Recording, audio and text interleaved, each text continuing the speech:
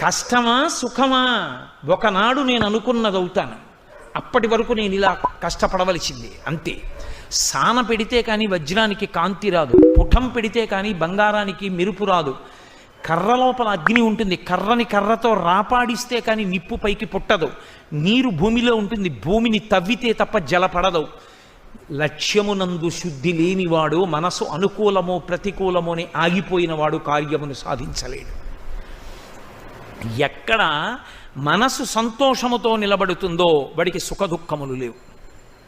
వాడికి ఇది అనుకూలంగా ఉందని లేదు, ఇది ప్రతికూలంగా ఉందని లేదు. ఆ రెండూ వాడి శరీరానికి అంటితే కదూ, వాడికి ఆ పట్టింపు లోపల పట్టుకుంటే కదూ. ఏది పట్టుకోవాలి? మనస్సు పట్టుకోవాలి. బాగుంది బాగులేదు అన్న రెండు మాటలు పట్టుకోవాల్సింది మనస్సు. ఆ మనస్సు బాగుందన్న దాని మీద లేదు, బాగులేదన్న దాని మీద లేదు.